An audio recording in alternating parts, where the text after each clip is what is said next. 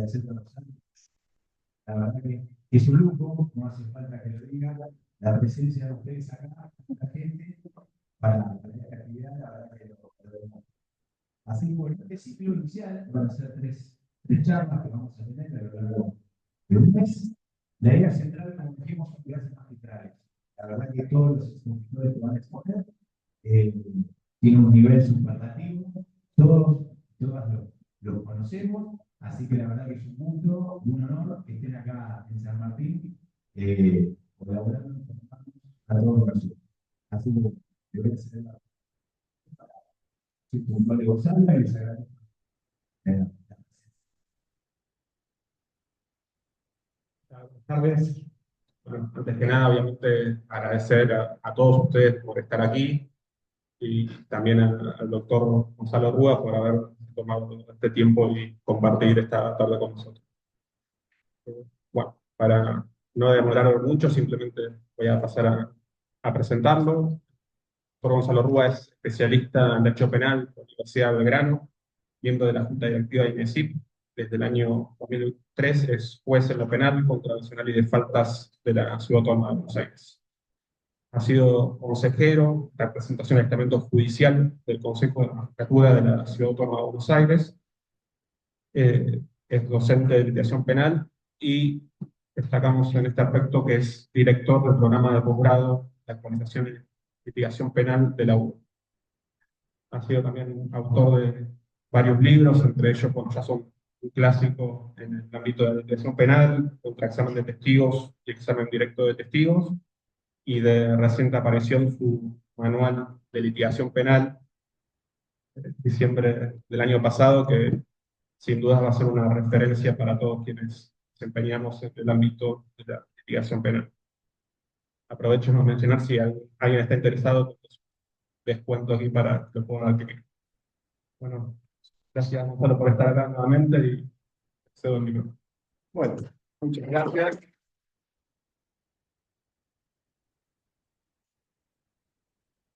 Muchas gracias a todos y a todas. Les agradezco mucho que estén aquí. Se escucha bien, ¿no? Siempre me quedó ese trauma de preguntar si se escucha bien de mi primera charla que tuve.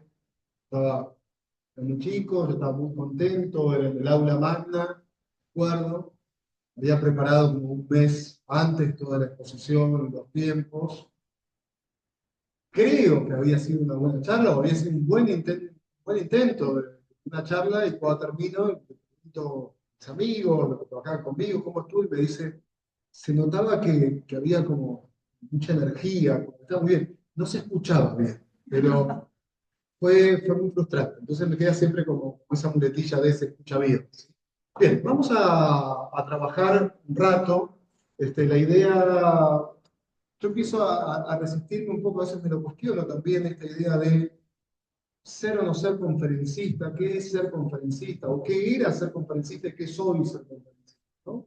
Me parece ser que el formato de conferencista te lleva a una exposición académica, teórica, que termina estando como muy alejada. Yo no creo en el conocimiento teórico que termine alejando al expositor del público, sino que al contrario, yo creo en esos bloques teóricos con mucho anclaje en la práctica. Creo que las conferencias se tienen que ir adaptando, los tiempos van cambiando, se tienen que adaptar a esa línea. Entonces, yo voy a ir comentando, y me pueden interrumpir y participar cuando quieren, se los agradezco. ¿Sí? La idea de hoy es que hablemos una hora y media, el tiempo que más o menos sea necesario, sobre un título que pensamos con Andrés, cuando Andrés me invitó, que se llama El litigio y la narración. Y creo que si uno entiende el bloque teórico, lo que es el litigio y lo que es la narración de la historia, va a poder construir un bloque práctico. ¿Sí? Andrés, te agradezco, agradezco en nombre tuyo a toda la asociación por esta invitación, desde ya.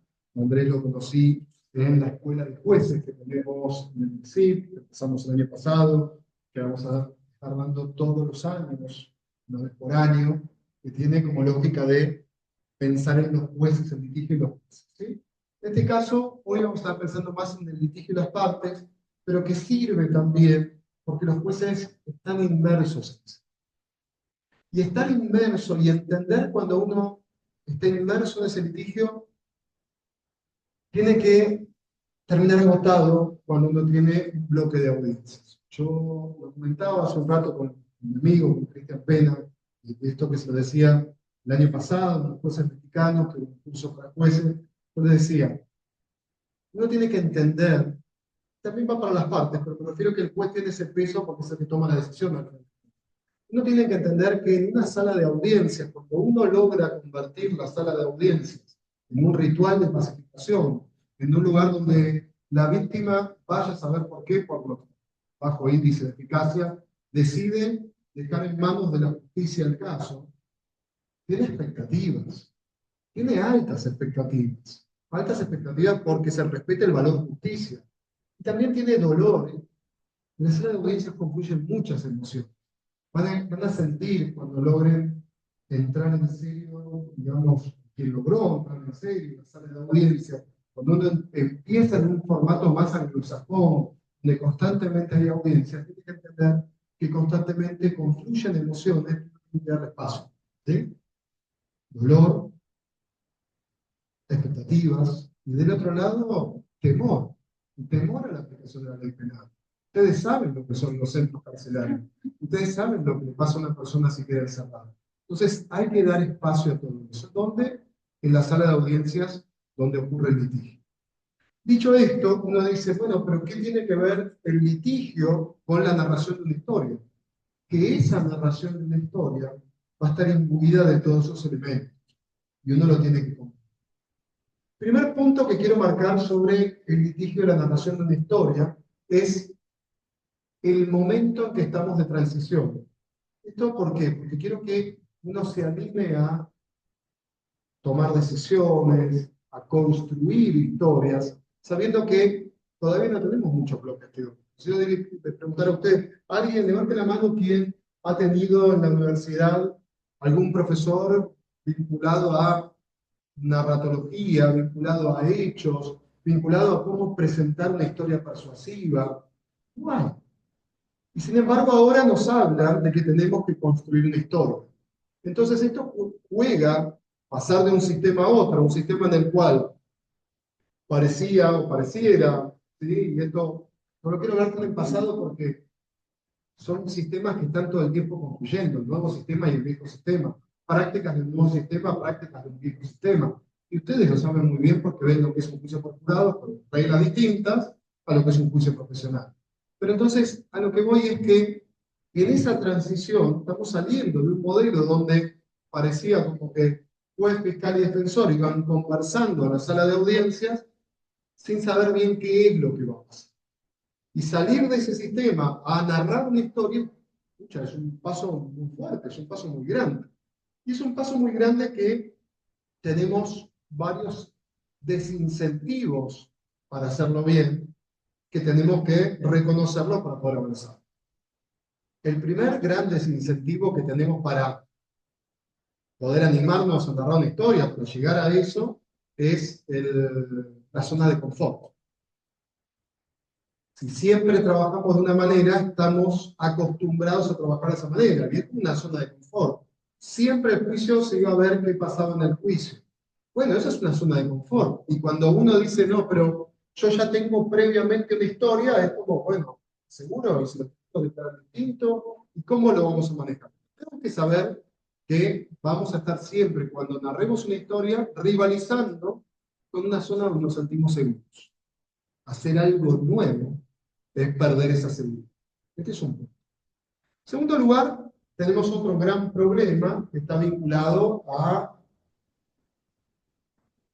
el bloque teórico de los viejos modelos procesales.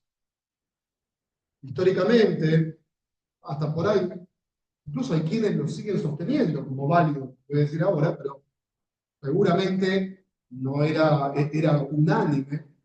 Quien estudió hace 20, 30 años, o quien revisa los libros del siglo pasado, que estoy hablando de 1970, 1980, 1990, es ayer, ¿sí? Quien revisa eso ve que si uno preguntaba cuál es la finalidad del proceso penal, es la búsqueda de la verdad. Y con ese concepto de búsqueda de la verdad, los viejos teóricos lo primero que dicen es: no hay espacio para la narración de una historia, hay espacio para buscar la verdad. Eso déjenlo para el teatro, eso déjenlo para las películas. Hace 20 años atrás, 15 años atrás, tenía que sacar los codos para dar un curso de posgrado en la Universidad de Buenos Aires, y tenía que resistir ciertos maltratos, que eran esas pavadas que hacen ustedes de litigar cosas, pero que acá no es, acá no va. Y tenía que hacerse el sonso, poner una sonrisa, sacar los codos, buscar apoyos y bancar el curso. Ese bloque teórico es un bloque teórico equivocado, que nos empuja a no contar esto. Se empuja a no poder acá como filmación. Así que no saben lo difícil que es, es como un león enjaulado. Pero, básicamente, sostenían lo siguiente, dicen: el sistema penal busca la verdad, no es espacio para historia, sino que en el debate con el poder de las preguntas de las partes y del juez, la información va a surgir sola. No hace falta la pareja. Y esto es falso. Esto hay que grabarse porque es un tema que no está del todo desbloqueado ese poder, digamos, de desterrar esa idea. El proceso penal no está pensado en buscar la verdad, eso es falso.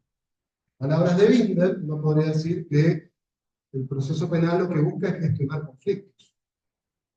Y en esa gestión de conflictos, para la máxima violencia que puede aplicar el Estado, aplicar una condena, el juez le exige la verdad al acusador, que no es lo mismo que buscar. ¿Sí? Bovino diría seguramente, en sus artículos, que era contra la verdad, contra el principio de legalidad, contra la inocencia, mostraba todo lo que se ha hecho supuestamente respetando esos valores. Y yo podría decirles: en el nombre de la verdad se han cometido las mayores atrocidades del proceso penal. ¿Qué hacía el inquisidor para torturar? ¿No era que buscaba la verdad? ¿Sí? La sordalía, los juicios de Dios no eran para buscar la verdad. El quemar a las brujas no era para buscar la verdad. Entonces nunca la verdad puede ser la finalidad del proceso penal. En realidad, la finalidad del proceso penal es gestionar un conflicto. Cuando ustedes lo hablan con no abogados, ¿sí?, con estudiantes primarios que empiezan a estudiar Derecho, lo he practicado, ¿sí?, con mis hijos más grandes, de pronto uno pregunta y no te lo van a decir con las palabras de gestionar el conflicto, pero terminan diciendo lo mismo que uno diría en civil. ¿Para qué está la justicia civil? Bueno, para resolver un conflicto, un problema. La laboral también, y la penal, para aplicar violencia. No, para buscar la verdad. No, claramente no. Los chicos te lo dicen con banda te dicen para gestionar ese problema. Entonces uno, cuando ya logra darse cuenta que yo para narrar una historia tengo que salir de la zona de confort, y en segundo lugar, no es cierto que el proceso penal es un entramado científico que logra, como uno pone información y sale la verdad, eso no es cierto. Sino que la verdad solo no es un principio, sino que es una garantía. No es lo que se busca, sino que en el nombre de la verdad, el juez se va a posicionar y le va a decir: señor fiscal, el juez como dueño de la llave, le va a decir de la cárcel: señor fiscal, ¿usted quiere que abra la cárcel? ¿Quiere que abra la cárcel para que encierre a quien me dice? Le exijo la verdad. Y para esa verdad hay que construir. La historia de la fiscalía claramente va a ser una historia que va a ser más o menos persuasiva, pero es una historia que ya está definida en la acusación previa al juicio. Pero la historia que va a narrar la defensa es una historia que hay que trabajar. Y hay un tercer gran problema que tenemos para convencernos de nuestra tarea de narrar historias, tiene que ver con el rol del defensor en el proceso penal.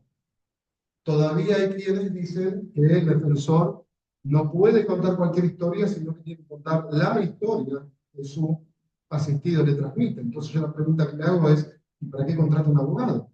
El defensor, fíjense que estos términos todavía también son bastante recientes. Uno agarra Billing, el derecho procesal alemán, del 50, del 60, y ve que en ese libro, bastante reciente, se mencionaba al defensor como un auxiliar del juez.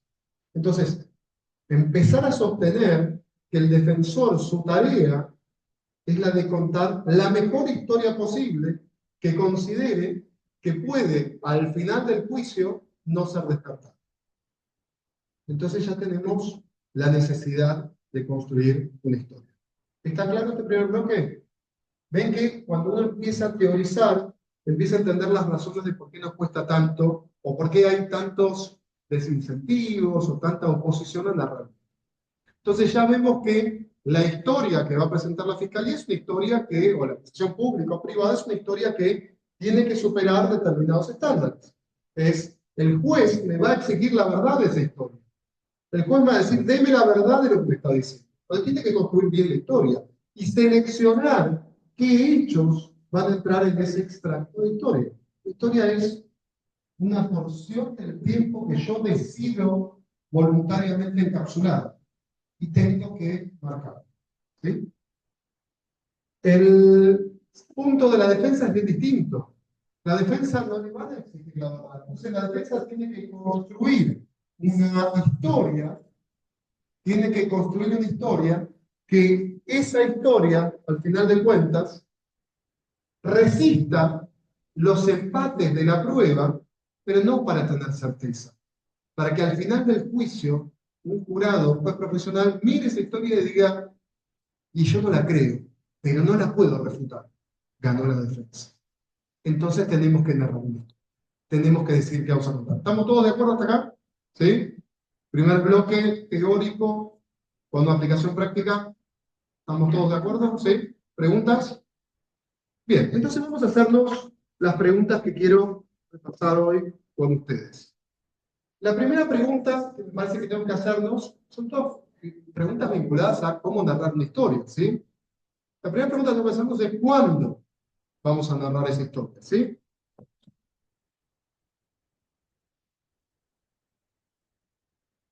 ¿Cuándo vamos a narrar la historia? La siguiente pregunta que voy a hacer es ¿cómo elaborar esa historia? ¿Sí? ¿Qué historia voy a narrar y cómo la voy a elaborar? La primera pregunta que tenemos que hacer entonces es ¿cuándo presento esa historia? ¿En qué momento el tribunal va a decir esta es mi historia? Porque acá también se observan todavía falta de años de trabajo en un sistema adversarial, discusiones inútiles, estériles, que no van al punto. Por ejemplo, es frecuente, yo lo he visto en muchos lugares, donde los jueces dicen, señor defensor, dígame cuál es su teoría del caso.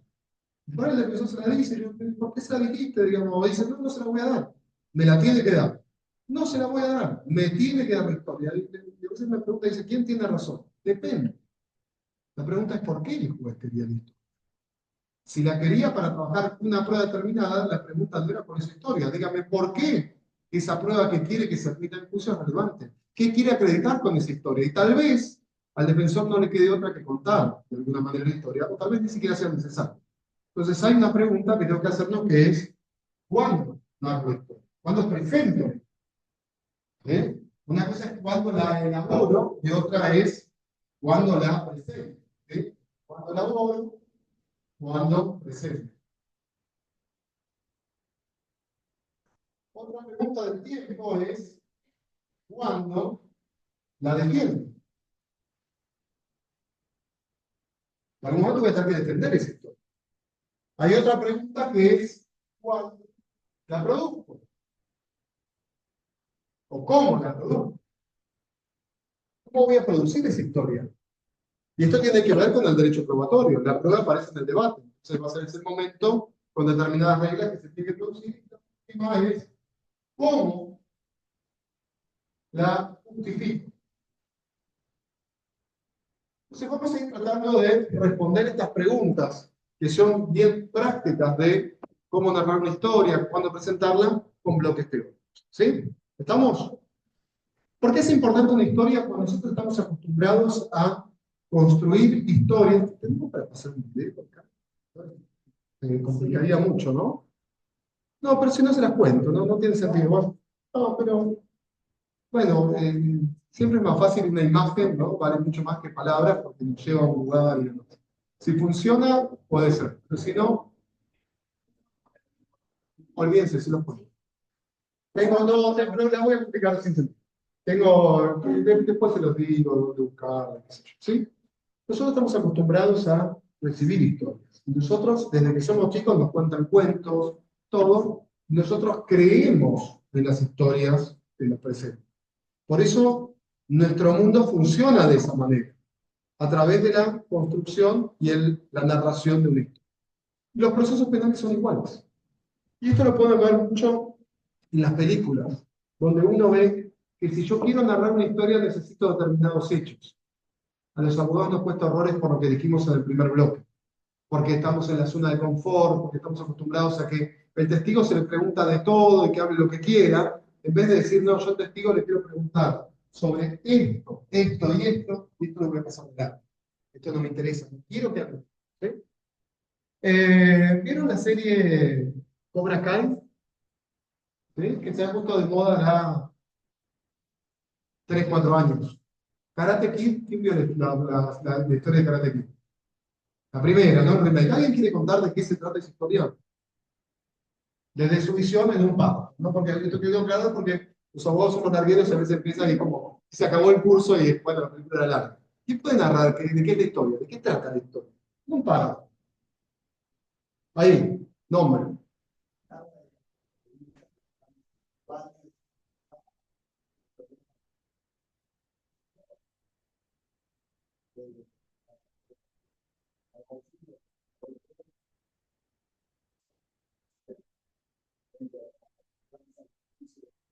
Segundo, lo actúa en el primer plano, después de eso empieza a ejercer sus conflictos y termina, digamos, la serie mostrando que más tarde en la pelea pudieron empatizar las dos partes. Bien. ¿Tu nombre me dijiste? Juan. Juan la narra desde el deporte y desde la empatía entre dos personas. ¿Otra manera de construir esa historia? Bien, una historia de superación personal donde logra también superar el conflicto, donde logra superarse. ¿Otra manera de contar la historia?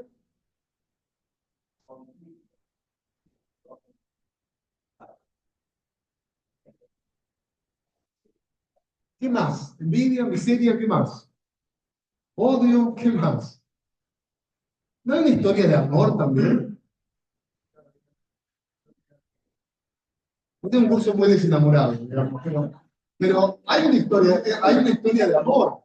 Uno podría decir, es la historia de amor de Daniel con Ali, Daniel San con Ali, ¿cómo? Ali, con Ali, que se enamoran, y esto no es, el amor es correspondido, pero no le gusta nada a Johnny Lawrence, ¿sí? Y Johnny Lawrence era de acuerdo a la belleza occidental, el estereotipo de belleza occidental, el estereotipo de dinero, de poder, etcétera, etcétera, y no se banca esa situación. Bueno, tengan ustedes mismos, depende de lo que quieren contar, narrar la historia de distintas maneras, de distintos enfoques. Desde ya, desde ya. Entonces son 3 historias que ustedes narraron distintas. ¿Sí? Bueno, ¿alguien vio Cobra Kai? Cobra Kai son los personajes, es Daniel LaRusso y Johnny Lawrence, que ya no tienen 15, 20 años, sino que tienen 40, 50. ¿Sí? Y siguen viviendo en el mismo barrio. Y en un momento dado, Johnny Lawrence cuenta otra historia. Le cuenta a un chico que está hablando con él, le dice, tenés que tener cuidado de Daniel LaRusso. Entonces dice, yo estaba enamorado de Ali, y en un momento dado aparece Daniel LaRusso en el pueblo, y en ese interín donde él aparece en el pueblo, donde yo había conquistado a Ali, está contando la historia, dice, ¿ves el llavero que tengo acá? Este llavero me lo regaló Ali hace 25 años, todavía lo conservo.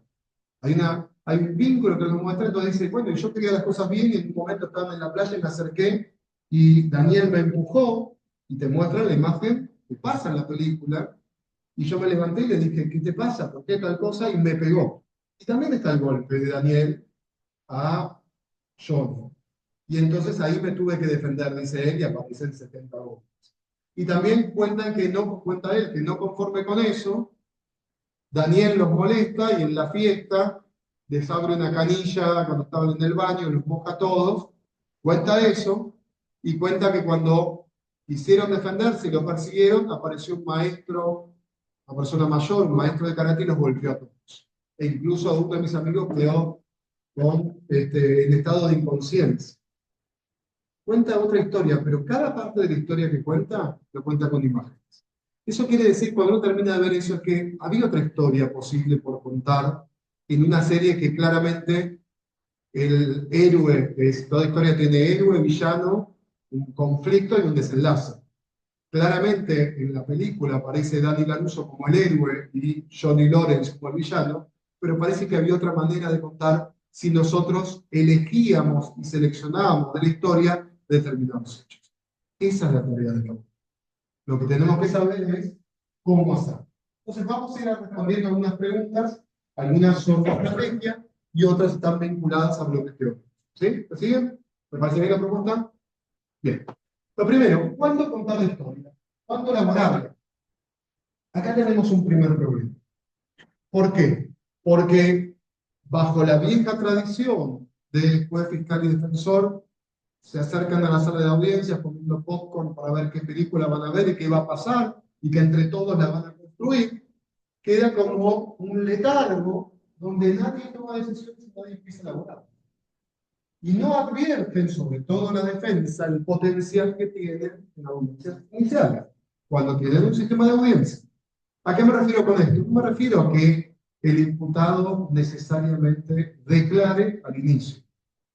Pero la pregunta que les hago es, si vos no ponés una narración en conflicto con la narración que les presenta la acusación en su pedido de prisión preventiva, y el juez no requiere certeza de los hechos, ¿por qué piensan que la defensa va a ganar? Mire, tengo al fiscal que me dice esto, esto y esto. Muy bien. Y tengo un juez que no le exigen certeza de esa historia, sino solamente una mera probabilidad, más allá de los peligros procesales, obviamente, para sostener una historia. Muy bien. Y la defensa no presenta una historia. ¿Qué cree que tiene chances de ganar la defensa? Entonces, lo que tenemos que tener presente es que la historia que vamos a narrar se empieza a elaborar desde el primer minuto. ¿Cómo? No, hay mucha tarea por hacer de cómo generar un espacio de confianza entre el Estado y el defensor. Es ponerse en los pantalones del otro, es decir, si usted fuese imputado, no conoce nada del sistema, y el defensor lo recibe en el mismo lugar, por decirlo, en el mismo edificio de los jueces, ¿por qué tendría que creer? ¿Alguien vio la serie, está viendo la serie de adolescente o adolescencia, no sé cómo se llama? ¿Sí? Bueno,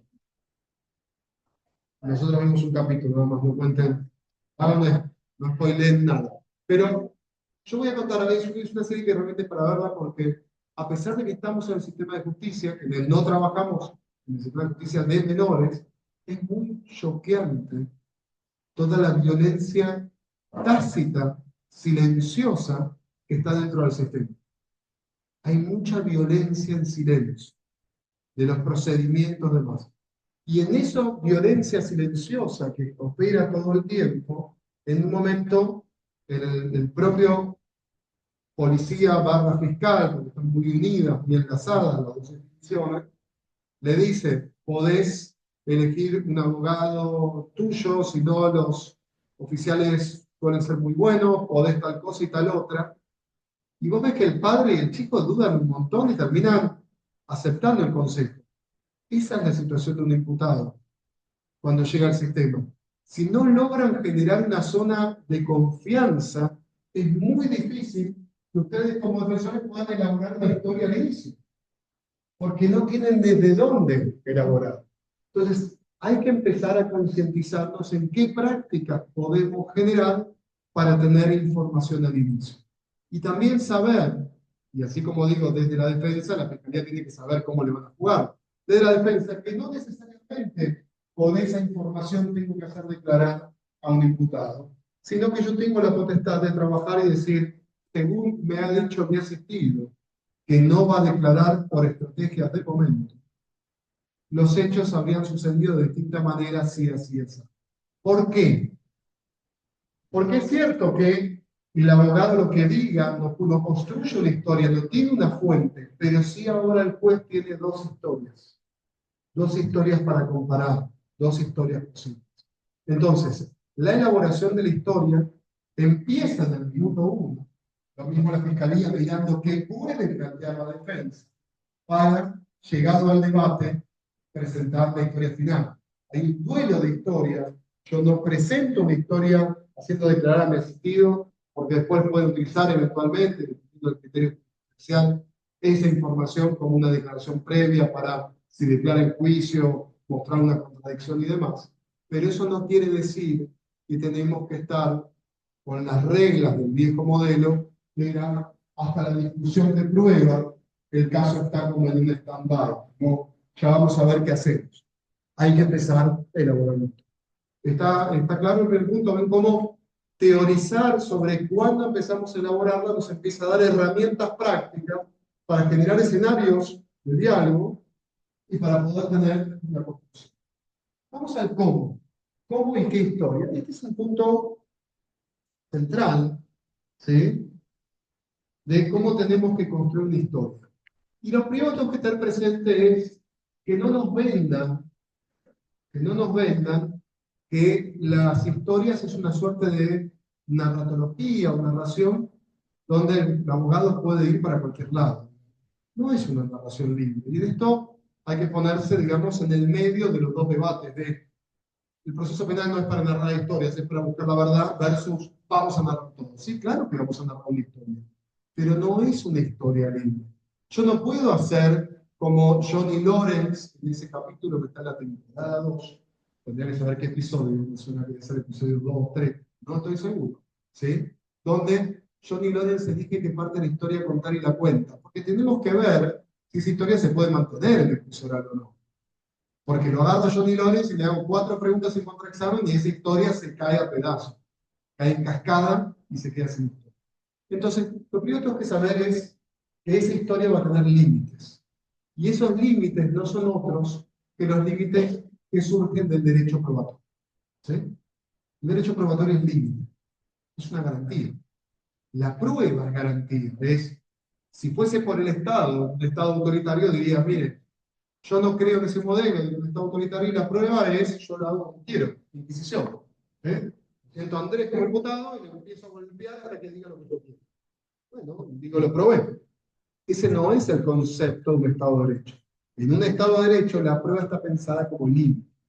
Entonces yo no puedo narrar cualquier historia, yo tengo que narrar historias que van a tener límites y esos límites van a venir a futuro. Yo los tengo que prever.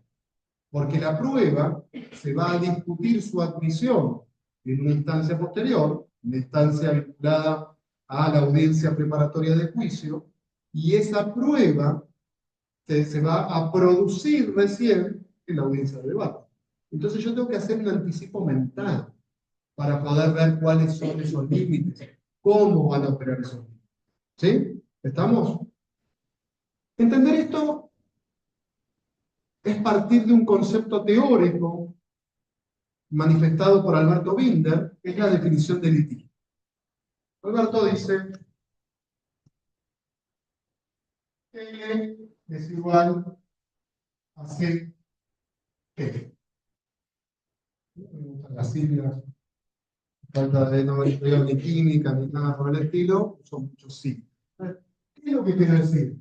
El litigio no es otra cosa que un conflicto formalizado. ¿Sí? El litigio es un conflicto formalizado. ¿Qué quiero decir con esto? Que cuando vamos a una sala de audiencias donde va a haber un ritual de pacificación, ¿sí?, ese es el litigio, van a presentar un conflicto y ese conflicto tenemos que gestionarlo. A veces lo vamos a gestionar con acuerdos reparatorios, otras veces lo vamos a gestionar diciendo que no tiene relevancia, vamos a sacarlo del sistema, otras veces lo vamos a gestionar diciendo esto amerita una respuesta, pero no puede una respuesta reparatoria, porque es tan grave el hecho que yo no lo puedo reparar. Va a ser una respuesta compensatoria. Si yo tengo una persona que daña un auto, yo busco una respuesta reparatoria. Si yo tengo una persona que mata a otro, yo no puedo reparar, no puedo generar de vuelta la vida. No tengo otra manera que compensar. ¿Sí? Entonces hay que entender que el litigio es un conflicto que se presenta. Y ese conflicto tiene formas. ¿Por qué en particular, por qué el ciudadano presenta su acción en el sistema? ¿Por qué una persona que le dañaron un auto dolosamente le dice al Estado, quiero que haga justicia sobre este caso? ¿Sí? Quiero que me gestione este conflicto. ¿Por qué una persona que le matan a un familiar le dice, quiero que me gestione? Porque ese conflicto no viene del Estado. Dice, sí, lo entendí perfecto. Le mató a alguien y agarra al Estado y dice, ¡pah! No. Dice, yo voy a aplicar la violencia, pero la diferencia de lo que usted haría en ese conflicto, yo como Estado lo voy a hacer sobre esta forma. Porque si no es la violencia misma, si no, no tiene ningún sentido. Y esas formas son el gran ABC del abogado.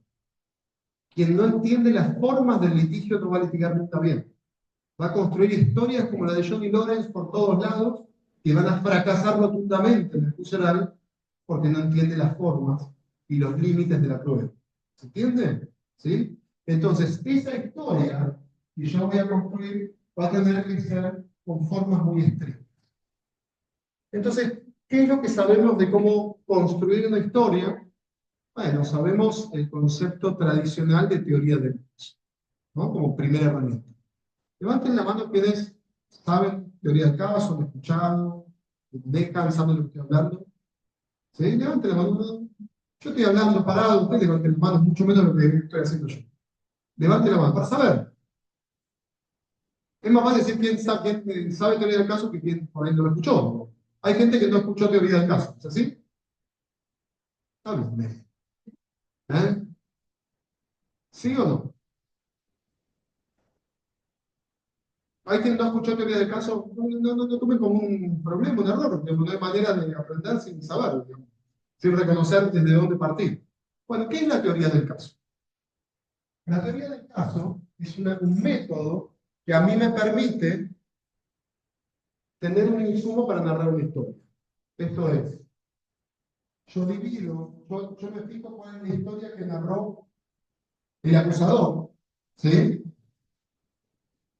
Y digo que esa historia tiene que tener relevancia jurídico-penal, ¿sí? Esto es, que el víctima encuadre en una norma, encuadre en un tipo penal. Para eso tengo que ver teoría jurídica, proposiciones fácticas, hechos y pruebas. Es decir, por cada elemento de la teoría jurídica tiene que haber un hecho que acredite ese elemento derivado de una prueba. ¿Sí? Vamos a aprovechar que está Andrés acá. ¿Sí? Entonces yo directamente, Andrés tiene su propio celular, Andrés lo deja en la mesa, está hablando, yo en un momento dado tomo el celular y me veo. ¿Cuál sería la conducta en ese caso? Es Gonzalo, tal día, tal hora, en tal lugar, tomó el celular de Andrés mientras Andrés estaba hablando y después en el celular. Esa conducta encuadra en el delito de uno. Entonces yo diría, ¿cuáles son los elementos de la teoría jurídica que tengo que acreditar para que el fiscal le diga al juez, ya le probé todo, abra la cárcel? Que se apoderó, que el teléfono es una cosa mueble ajena, que lo hizo el autor, lo hizo Gonzalo, y lo hizo con más o menos señalizó ese. Por cada elemento de la teoría jurídica, el juez en el juicio va a exigir que haya un hecho que lo acredite. Entonces, para decir apoderarse, va a decir, de repente va a decir como un hecho es, Gonzalo tomó el celular de Andrés. Gonzalo se fue del salón. Esos hechos demuestran un apoderamiento. Y los voy a tener que acreditar con pruebas que supere el estándar de admisibilidad probatoria y a su vez, que sean confiables. ¿Está? Bien. Dijimos cosas muy ajenas. Necesito un hecho que me acredite que ese celular no era de Gonzalo.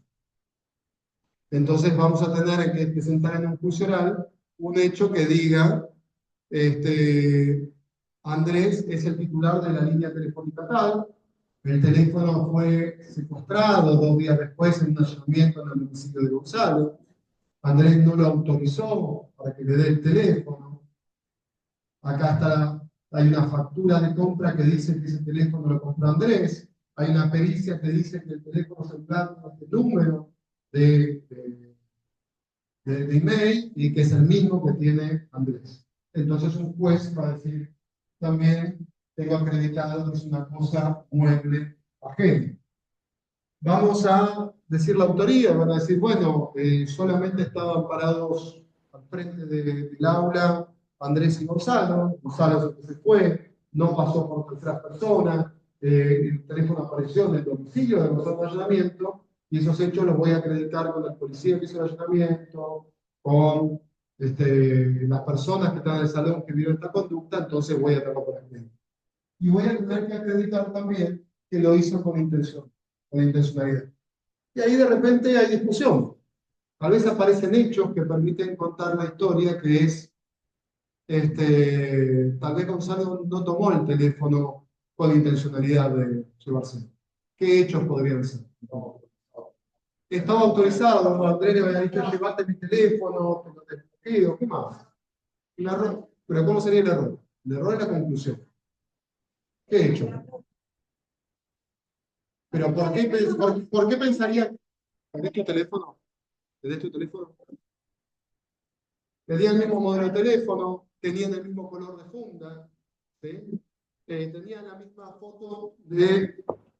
Ven que ya los hechos empiezan a cambiar. Yo cuento una historia como Johnny Lorenz, y claramente son distintos. Con distintas marcas, esa historia no va a caminar. ¿Sí? Pero si fuesen los dos teléfonos exactamente igual, hay una historia que contar. ¿Cómo?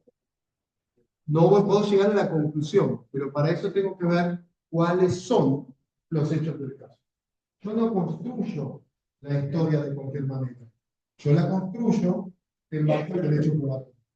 Y así como el fiscal requiere un checklist que por cada elemento de la teoría jurídica tenga una o más proposiciones fácticas sólidas, acreditadas a través de prueba admisible y confiable, porque eso es la certeza que me exige el juez de la verdad, al defensor le alcanza con contar solamente con un tiro. Elige golpear en no hay dolor. Yo no voy a discutir que el hecho existió. Yo no voy a discutir que Gonzalo tenía el teléfono de allanamiento. No voy a discutir nada. Lo único que voy a discutir es Gonzalo creyó que era su segundo. Entonces cuento un mito. ¿Para qué me sirve este esquema? Esto es un esquema, esto es un método de la teoría del caso. Bueno, me sirve para entender en qué categoría jurídica se va a suscitar el litigio. Luego ya con eso solo sabés que vas a litigar solamente un problema vinculado a la categoría jurídica autoría. Pero vemos que eso no terminó siendo suficiente en líneas generales. Y hay que dar un paso más. ¿Cuál es ese paso más? Lo que nosotros llamamos planificación de un caso penal. Es un concepto un poco más complejo y tiene un par de vueltas más. ¿Por qué? Y ese concepto es un concepto que trabajé en un libro que se llama Planificación de un caso penal y que está también trabajado en el manual, ¿sí? Con casos prácticos. ¿Por qué tengo que hacer un paso más? Porque hasta aquí yo hice un cuadro. Les cuento porque en el fondo no se ve nada, pero tenemos como 3 grandes columnas. Aquí lo que mover. 3 grandes columnas, y por cada una de las columnas tenemos líneas horizontales que arman cuadrados. Entonces yo tengo el cuadrado donde vamos a discutir los hechos que tiene la Fiscalía para acreditar el apoderamiento. Teoría jurídica de apoderamiento, todos los hechos de apoderamiento, todas las pruebas que voy a acreditar eso. Cuando termino de hacer todos esos cuadrados y decido que la defensa va a discutir sobre uno de esos cuadrados, por ejemplo, no hay hechos sólidos, hay hechos a favor y en contra sobre la autoría, nos vemos que el resto de todo ese cuadro que habíamos elaborado se acabó su utilidad. Entonces yo tengo que desarrollar toda mi información, mi método analítico, en un único cuadrado. En el cuadrado vinculado a la categoría jurídica por donde se va a suscitar el conflicto. Y eso requiere, como una versión, diría yo, 2.0 de teoría del caso, que es la planificación. Tengo que concentrar mi vista en ese único cuadrado. Tengo que concentrar toda mi tarea en ese aspecto fáctico. Y para eso voy a tener que elaborar un nuevo sistema. ¿En qué consiste ese nuevo sistema? Básicamente tiene 4 o 5 pasos. Hoy se los voy a contar de un modo teórico. Quien quiera desarrollarlo de manera práctica lo puede ver seguramente en algún video, en una clase que debe estar por ahí subida, o leerlo, ¿sí?, en un libro que va a encontrar un ejemplo práctico de cómo trabajar. El primero es cómo concentrar nuestro esquema analítico. Somos analistas, poco tenemos en la facultad nada vinculado a procesos analíticos, ¿no? Pero vamos a concentrarnos solamente en el rectángulo, el cuadrado, el rectángulo, sí. Yo solo quiero saber hechos vinculados a esa categoría jurídica. Pero fíjense la cantidad de hechos que pueden aparecer en este caso tan sencillo. Gonzalo siempre deja su celular. Vamos a favor de la defensa, a favor de que se equivocó. Gonzalo siempre en las clases deja un celular en la mesa. Andrés usualmente no dejaba el celular en la mesa. El celular de Andrés estaba en el lugar donde por lo general Gonzalo se para hablar. Los celulares de Andrés y Gonzalo son exactamente iguales. Los dos tenían la misma marca, el mismo modelo. Los dos celulares tenían una funda de color azul. Gonzalo es una persona que anda siempre ocupado y distraído. Sus características personales son la distracción. De hecho, todos los que han trabajado con él siempre dicen que se olvida todo. En su casa dicen que se olvida la llave, la billetera, el celular, etc. ¿Todo eso fomenta o no fomenta la historia de evidentemente su error? Ahora fíjense la historia que podemos contar. Gonzalo tiene un toque, que es constantemente estar revisando su celular, mirando si recibe mensajes, si no recibe mensajes. Constantemente se enciende la cámara con el desbloqueo de rojo. El celular de Gonzalo es una marca distinta al celular de Andrés. Los celulares tienen distinto tamaño. El celular se utilizó. El celular fue secuestrado en allanamiento 4 días después. Gonzalo en esos 4 días no habló de eso. Gonzalo en esos 4 días negó tener el celular. ¿No estamos ahora del otro lado? En una historia tan sencilla, cuando uno solo piensa en la categoría jurídica, ve que si yo concentro mis esfuerzos en un único lugar, voy a encontrar 20, 30, 40 hechos. Y eso es lo que vamos a mitigar en el funcionario. Esa es la narración de una historia. Solo que después vamos a tener todavía determinados filtros, que son los filtros de la tercera columna, que es de la prueba. Si yo tengo el viejo esquema del caso con tantas columnas, porque yo solamente me dirigir en una columna. Entonces tengo que borrar el mapa analítico del resto. En síntesis, ¿para qué sirve la teoría del caso? Para encontrar la categoría jurídica donde el litigio se va a desarrollar. ¿Para qué sirve la planificación? Para un trabajo metódico. Y cuando vemos que hay 20, 30 hechos a favor de cada uno, vemos que eso nos marea. No estamos acostumbrados a trabajar con hechos, son muchos hechos, entonces vamos a empezar a trabajar como con 4 o 5 pasos para construir esto. Eso es lo que yo propongo en mis textos. ¿Sí? ¿Cuál es el primero de esos pasos? Lo que se llama un listado maestro de hechos. Los anglosajones, lo pueden leer esto también en el libro de Anderson, Chu y Twining, Análisis de la Prueba, mencionan que un método muy utilizado para analizar los hechos es el método del listado. El método del listado es, haga un listado temporal, ¿sí?, cronológico, de todos los hechos favorables para sostener que, viendo por este caso, que Gonzalo sabía que se estaba llevando el celular de Andrés, y al costado haga un listado de todos los hechos desfavorables para sostener que Gonzalo cometió un error y no sabía que ese celular era de Andrés.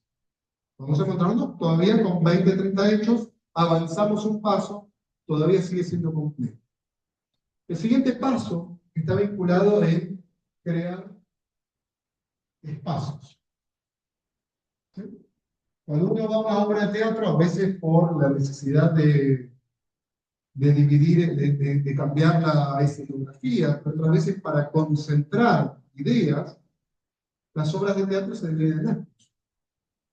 No es cierto que los actos están vinculados solamente a cambiar la escenografía. Hay veces que están vinculados a generar impactos.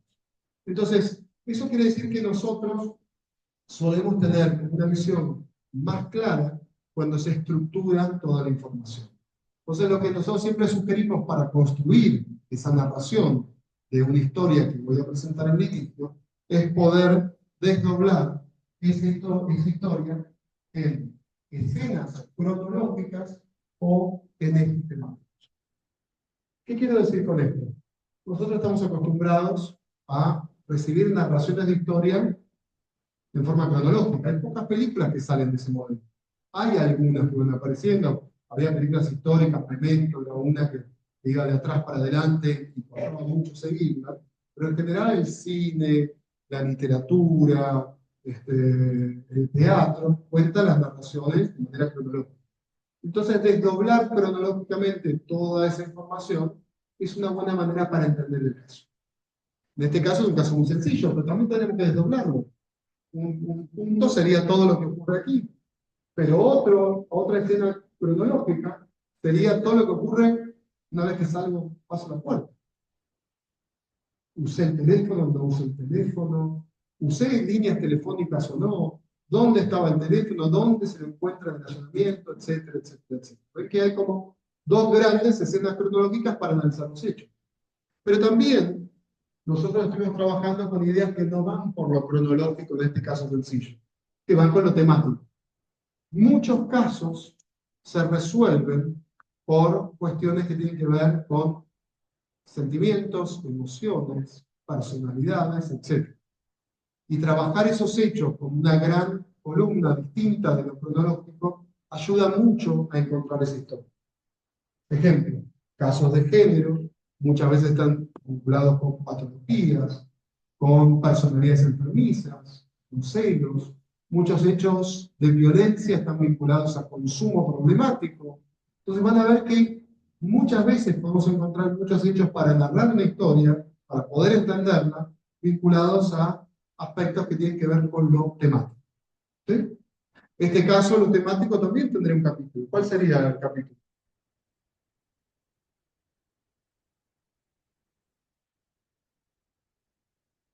Yo conté todo en cuestión de forma cronológica, o hay aspectos que tienen que ver con algo que no tiene que ver con lo cronológico y eran muy relevantes. La personalidad. Entonces habría un gran capítulo que está vinculado a eso para poder observarlo. Entonces cuando yo lo desdoblo, en este caso sencillo, en tres grandes capítulos, rápidamente tengo una pizarra con hechos. Con hechos, un listado maestro de hechos vinculados solamente a si Gonzalo sabía o no sabía que ese celular era propio. Y los tengo divididos en dos espacios cronológicos y en uno vinculado a un eje temático. Un tercer paso está vinculado con identificar lo que se llaman hechos irrefutables. Son hechos que, si yo no tengo una explicación, no lo voy a poder, el caso lo tengo para mí. Es como, si yo te explico esto, es como empezar a jugar un partido de fútbol con 9 jugadores. ¿Sí? Por ahí ganamos, pero lo más seguro es que no. Entonces, una explicación tengo que dar. En este caso, sería, por ejemplo, un hecho irrefutable sería, si yo voy a plantear que me equivoqué, que era el teléfono, la funda de Andrés era de color rojo, la mía es azul. Eso es algo irrefutable y tiene que explicar. Para él hay una explicación. Gonzalo era daltónico. Tomá, te voy a acreditar que sea daltónico, pero ahí tengo una explicación. Pero si yo no tengo una explicación, esa teoría no va a funcionar. ¿Se entiende?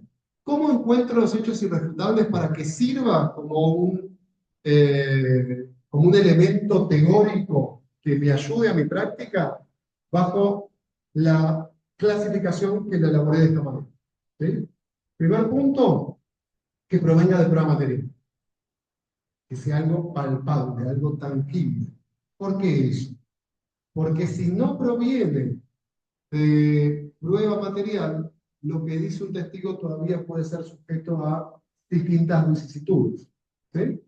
De hecho, no me acuerdo ahora en qué fallo, pero la Corte Suprema también en un fallo menciona sobre nulidades y sobre el curso causal de investigación y todo, desdobla lo que es testigos que pueden encontrarse en lo que es el hallazgo de prueba material.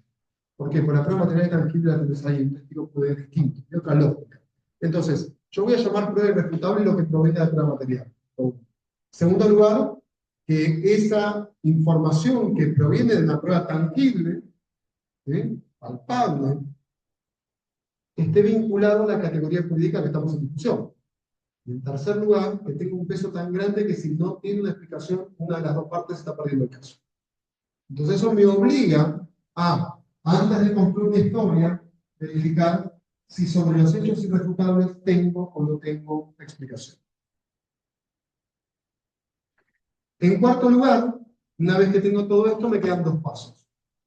Observando todos los hechos, identificar en qué escena cronológica o temática me siento en mi zona de confort, esto es, tengo más hechos sólidos, cuáles son esos hechos más sólidos que tengo, identificarlos, y por último, poder encontrar lo que se denomina puntos de inclinación del caso. Esto es, aquellos ejes donde, si yo lo acredito, el resto de las piezas caen automáticamente. ¿Sí? ¿Por qué me sirve eso? Porque cuando yo identifique cuál es la escena donde me siento más seguro, cuáles son los hechos donde yo me siento más seguro, lo que me va a permitir es desarrollar la prueba tratando de hablar la mayor cantidad de tiempo sobre esos puntos. Vamos de vuelta al caso de Dani Laruso y Johnny Lawrence. Johnny Lawrence va a hablar de cómo quedó su amigo inconsciente por los golpes que recibió de Miyagi, va a hablar de la noche, cómo lo molestó, va a hablar de los primeros golpes que dio Dani Laruso y no va a hablar de otras cosas. De lo otro, va a hablar en los contraexámenes, va a tratar de decir eso no es así, pero no se olviden qué. Yo tengo que tratar de tener el 70 o 80% de mi tiempo de juicio vinculado a acreditar de mayor manera la escena donde me siento cómodo y los hechos donde me siento. Como ven, todo este bloque teórico que les doy tiene un impacto muy fuerte en la práctica. No se trata de no contar nada al inicio, no se trata de contar cualquier historia, sino una historia trazada en base a un cuadro analítico. ¿Sí? ¿Cuándo la voy a presentar? Voy a ir acelerando un poco estos puntos por la cuestión de horario, ¿no? ¿Cuándo voy a presentar esta historia? Bueno, el momento en que la voy a presentar es en el alegato de apertura. Yo me estoy preparando para que esa historia, que desde el día 1 estoy desarrollando, la presente en el juicio al momento de mi exposición inicial. Y fíjense qué importante. Tenemos que entrenarnos para que cuando presento mi exposición inicial está basada en los hechos más relevantes y en los puntos de intención. No es contar toda la historia. En el posgrado de litigación que dirijo en la Universidad de Buenos Aires, entrenamos a los alumnos desde los primeros encuentros a que puedan exponer y presentar la historia en 30 segundos. ¿Sí? Empezamos primero con 1 minuto, después 2 minutos, 1 minuto, después 30 segundos. 30 segundos es un montón de tiempo si ustedes eligen bien las palabras, si deciden qué contar. Cuando estamos en el bloque descriptivo, en el modelo anterior, claro, en 30 segundos no puedo hacer nada, porque quiero empezar a contar de qué se trata y se me acabó el tiempo. Entonces, cuando presionamos para decir, no, miren qué importante, es como que tengas un juez que va por el pasillo, algo que se acostumbra mucho, aunque no es correcto, digamos, y vos le podés hablar a un juez de pensar, tenés 30 segundos y te va a escuchar. Elegir las palabras. Entonces las palabras las vas a elegir cuando ya hayas elaborado tu teoría del caso, tu historia, la narración de tu historia, en base a estos pasos que hemos mencionado. Pero la pregunta es, está bien, yo la presento en el alegato de apertura, pero ¿cuándo defiendo esa historia? Y esto no intuitivamente es raro. Yo la voy a presentar la historia del alegato de apertura, pero defiendo la historia antes de la presentación. ¿Cuándo? En la audiencia preparatoria del juicio. Porque dijimos que la narración de una historia, que son hechos, hechos y más hechos, no son hechos libres como el de Johnny Lawrence. Son hechos que tienen límites, y los límites vienen dados por el derecho probatorio. Entonces tengo que saber de antemano qué límites tengo desde el derecho probatorio, cómo interpreta el juez que va a tener esa audiencia el derecho probatorio, cómo voy a lograr superar las objeciones que la contraparte me va a hacer de prueba, y cómo voy a sostener para que mi prueba, cuando sea objetada, logre superar ese estándar y yo pueda frenar prueba de la contraria. Y acá estamos débiles todavía. Es uno de los puntos más débiles que tenemos aún en el sistema y que está vinculado a litigar la audiencia preparatoria de juicio. Si yo les preguntara, ¿ustedes creen en el juicio oral, sí o no? ¿Sí? ¿Por qué? ¿Alguien no cree en el juicio oral? ¿Por qué creen en el juicio oral? ¿Alguna razón?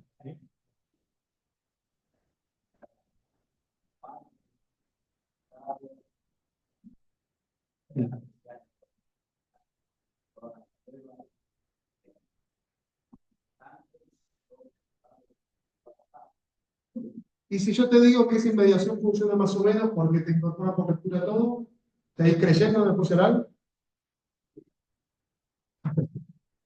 Dice, mire, el testigo, la verdad que fue tan claro en policía que no queremos molestar, es un hombre muy ocupado, así que ¿sabe qué?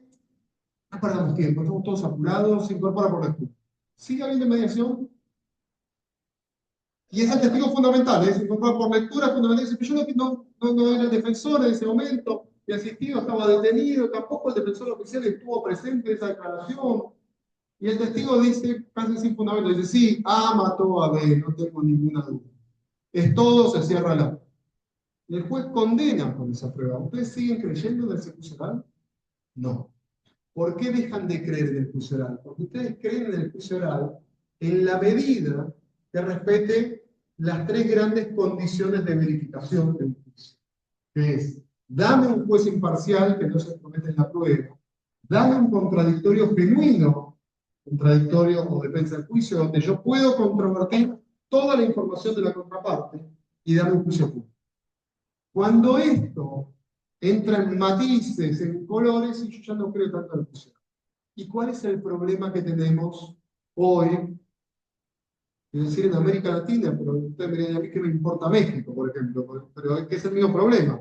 El problema en México, en Ciudad de Buenos Aires, en San Martín, etcétera, etcétera, etcétera. ¿Cuál es el problema?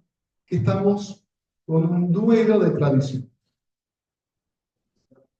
No es un duelo de tradiciones culturales. Es decir, nosotros tenemos que entender que estamos en un dilema. Tanto Argentina como el resto de los países de Latinoamérica se independizaron del modelo español, el modelo europeo, el modelo portugués, el modelo anglosajón en algunos casos, pero sobre todo los modelos de Europa continental, más allá de la independencia, en materia de justicia, abrazando otros valores. Dejan de abrazar el modelo europeo, y lo que para abrazar los colonizados, y abrazan como herramienta de independencia un modelo anglosajón.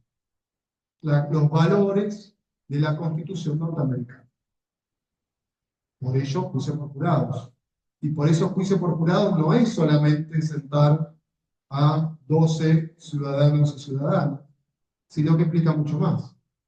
Que el juez no se entromete con la prueba, que hay contradicción, que hay una audiencia pública, que nada ingresa por lectura, etcétera, etcétera. Hay una decisión política de un modelo. ¿Qué es lo que pasó tanto en Argentina como en el resto de los países que estaban en las guerras civiles, cuando logró establecerse la independencia de nuestras naciones? Era tal el caos normativo en Argentina que hubo una discusión muy grande en 1860-1880. La discusión era, ¿qué hacemos? ¿Seguimos con las leyes de Indias? Opción A. Opción B. Abrazamos los postulados constitucionales y vamos a mirar las leyes y las reglas del sistema de justicia anglosajón. Opción C, abrazamos nuevamente los modelos europeos continentales y los modelos codificados napoleónicos. Hay que en ese momento dijeron, mantengamos el modelo indiano que recién lo estamos entendiendo. Pero finalmente, en el gobierno de Domingo Faustino Sarmiento, Sarmiento mismo baja al recinto para decir aprueben los códigos napoleónicos. Y se pierde la batalla de establecer un modelo más anglosajón, más republicano de justicia, que era el código, no me mucho la historia, pero esto es para que entiendan la lógica, en dónde estamos. Era el proyecto de código de Victorino de la Plaza y se me fue el otro, que es un colombiano, Fiorentino González. Un proyecto muy raro, pues establecía juicio popular, pero creo que fue para mí siempre eso boicot. Porque en realidad Victorino de la Plaza era escriba de Bellas Artes, así que estaba más con el modelo de los códigos napoleónicos. Y Florentino González era un colombiano exiliado que había tratado de asesinar a Simón Bolívar, termina en Argentina, es profesor en la Universidad de Buenos Aires, tiene cierto apego por los modelos anglosajones, y yo creo que le ponen, esto es una idea personal, creo que le ponen a Victorino de la Plaza como marca personal para ver a dónde iba eso. Finalmente se rechaza eso y entramos en los modelos europeos continentales. ¿Y por qué quería contar esta historia? Porque son dos modelos de justicia distintos. Vos hoy escuchás a los modelos europeos continentales, escuchás a la doctrina de allá, y vas a encontrar en la escuela de Girona que te dice: a mí no me importa tener un buen control sobre la prueba, que no entiendo estas palabras, pero cualquiera de los libros de Parnell Trump van a decir eso, porque al final de cuentas yo tengo un recurso amplio sobre la sentencia. Ven que están pensando en un modelo vertical donde nos estamos alejando del juicio oral, no estamos pensando en el litigio. En cambio, la tradición anglosajona es una tradición distinta, dice: lo central es el juicio oral, y entonces cuidemos al juicio oral. ¿Y cómo lo vamos a cuidar? Miren, acá no entra cualquier pavada. Acá hay pruebas que no entran. Y lo hacen de una manera muy sencilla que lo podemos aplicar acá.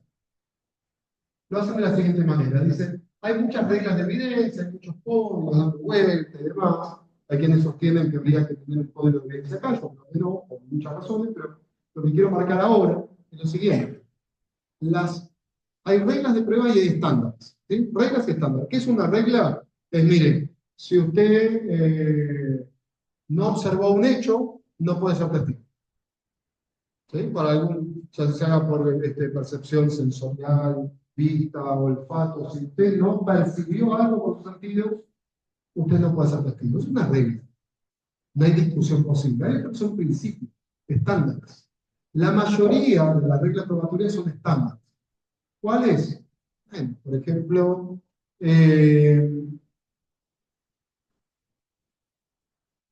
no se puede admitir una prueba que sea confusa. ¿Y qué es confusa? Es que no lo puedo legislar eso. No puedo regular. Mire, se considera prueba confusa cuando el 70% de la cabeza del juez está creyendo que esto no va a ayudar. No puedo regular. ¿Qué es una casuística enorme? No lo puedo hacer. Es un estándar. Pero lo que más aplicamos en derecho probatorio son estándares. Tan es así, que el modelo anglosajón lo resuelve con 3 normas simples de estándares. Y ese es el corazón del derecho probatorio.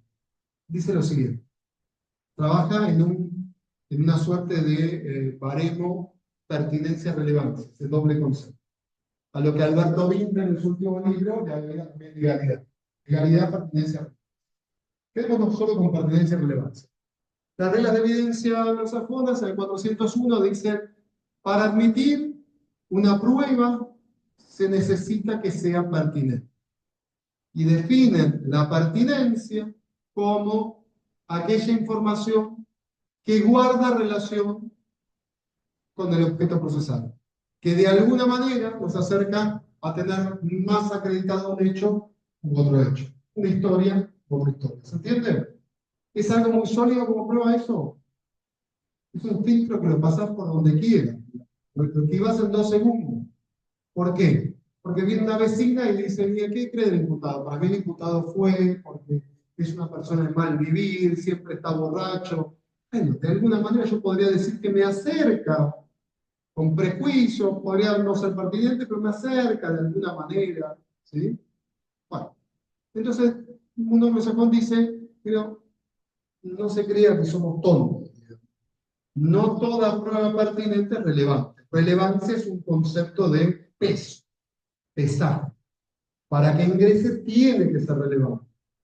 Y da 4 supuestos claros de estándares. No es relevante cuando la información genera confusión. Bueno, juez, trabaje. Fiscal, defensor, trabajen. ¿Por qué genera confusión? ¿Por qué la información es más confusa que me genera más confusión que acercarme a una situación? No es relevante cuando puede generar prejuicio. Mire, la señora que decía que el imputado es una persona mal vivir, no lo puede decir. Y ahí empieza a aparecer el juego. En Ciudad de Buenos Aires, algunos lo trabajan, ¿sí? Son pocos todavía, el juego de la exclusión temática. Yo puedo excluir ciertas partes de información de una prueba, no toda la prueba. Ejemplo, había un perito yo creo que era lo que sería la OVD, la Oficina de Violencia Doméstica de la Corte, pero ciudad, sede local, donde establecía, por ejemplo, que en base a sus competencias se partía que la mujer había sido víctima de violencia de género, es válido, estuvo con la víctima, pero en un momento dado decía, y que los hechos suceden a raíz del consumo problemático del imputado de alcohol y de drogas y su personalidad tendiente al abuso. ¿Sí? Entonces la defensa dice, yo no me voy a oponer que ingrese el perito. Lo que sí me voy a oponer es la exclusión temática de esa información porque es un prejuicio. No tiene cómo llegar a esa conclusión y tiene razón. Entonces, se testa esa parte, ese informe, se pinta con negro, queda invisible, y directamente puede hablar solo sobre un tema. ¿Por qué? Porque no es relevante. Entonces, lo que es prejuicioso, lo que genera confusión, lo que es sobreabundante y lo que es dilatorio, no es relevante. Son casos de no relevancia. Entonces, de esa manera, con esos estándares, hace que todos tengan que litigar esos puntos. Y es por eso que digo que la narración de nuestra historia no es una narración libre, es una narración sujeta a formas, a rituales. Y esos rituales vienen del derecho probatorio. ¿Y cuándo defendemos la historia? Antes de presentarla. La defendemos en la audiencia de admisibilidad probatoria. Nuestros códigos no tienen esas reglas, pero tienen maneras de interpretar eso.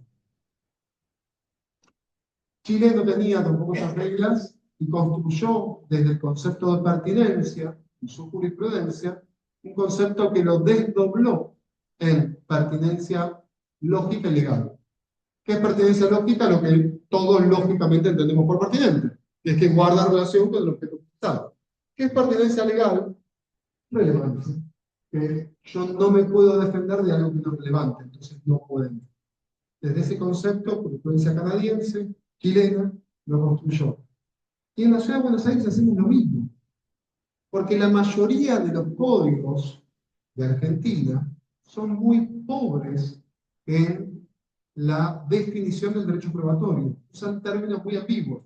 Dicen amplitud probatoria y dicen no se admite la prueba, y mayoría, después van cambiando. Empieza a tirar adjetivos sin distinguir de ninguna manera. No salvo que la prueba sea inadmisible, bueno, dice nada. Impertinente, irrelevante, inconducente, lo que sea.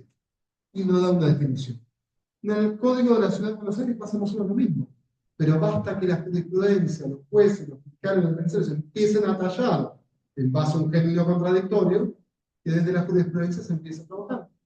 Lo mismo pasa en el Código de la Ciudad de Buenos Aires con las preguntas sugestivas en el contraexamen. Se permiten, se trabaja con esa regla, con esa lógica de reglas. Ahora, si ustedes buscan en el Código de la Ciudad de Buenos Aires la definición de que están permitidas las preguntas sugestivas en el contraexamen, no está. No está. Pero no hace falta la norma. Lo que hace falta es la comprensión y las prácticas. ¿Se entiende? Entonces vemos que si yo no defiendo mi historia en la audiencia de admisibilidad probatoria y me bajan pruebas que yo pensaba producir, o no logro poner un freno a pruebas que era absolutamente irrelevante, entonces ¿qué historia voy a presentar a la juicio? Por eso la narración de una historia se defiende en la audiencia preparatoria.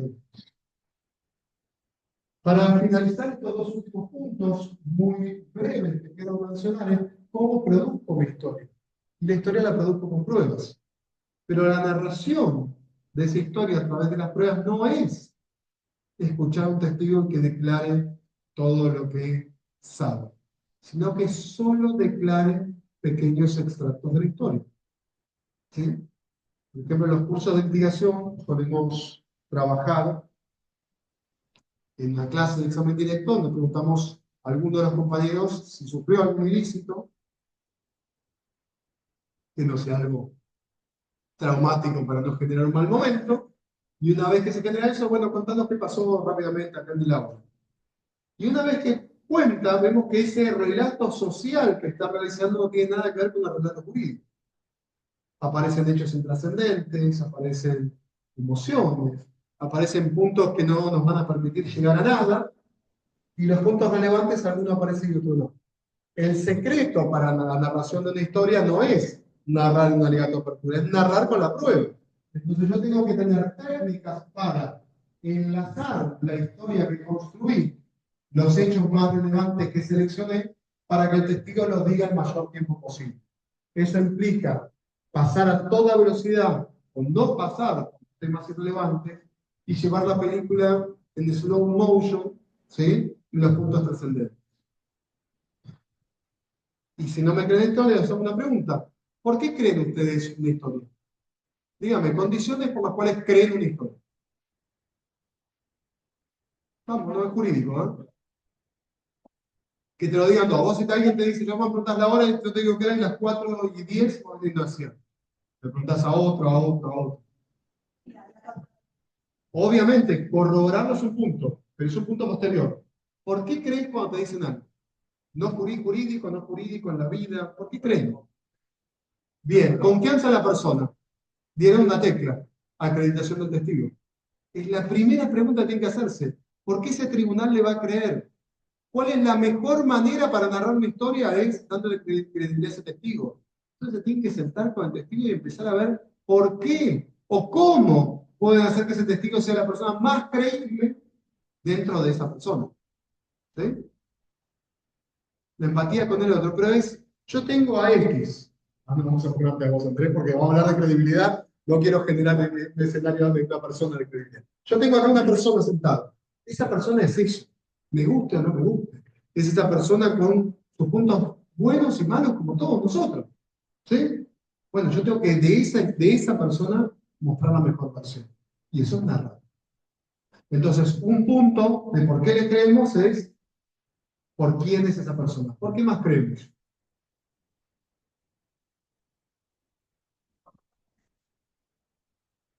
Bueno, bien, la forma en que se explaya es algo que también tiene que ver con la narración de la historia. Si lo pasa muy rápido la historia, no se explayó sobre el punto, no me va a servir. Y explayarlo lo llevo al otro punto. Por los que dijiste, ¿qué contacto tuvo con el hecho? Y acá aparecen las condiciones de tiempo, modo, lugar, visibilidad, etc. Los casos no se ganan por los denominados hechos principales, sino que se ganan por los hechos secundarios. Yo digo ahora, por ejemplo, vi cómo A disparó contra B y lo mató. ¿El caso está ganado? ¿Le creen? ¿Me creen? Digo, mira, sí, vi cómo A disparó contra B, ¿sí? Y lo mató de un tiro. ¿El hecho está acreditado? ¿Sí? ¿Ganó? ¿Vos condenás? Vos sos el crédulo del juicio oral.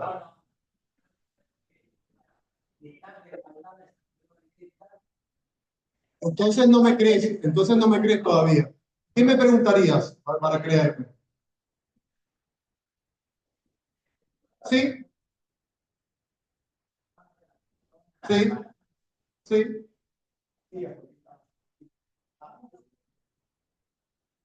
Estaba ahí, justo pasé. ¿Me creen? No. ¿Qué cosas? Díganme qué cosas. Yo le creo sí. Clic, clic, clic, clic. ¿Qué? Detalles. ¿Qué detalles? Bien, visibilidad. Listo. Entonces, Gonzalo, es muy importante para el tribunal que cuentes cómo era la visibilidad en ese momento para que puedan entender lo que viste.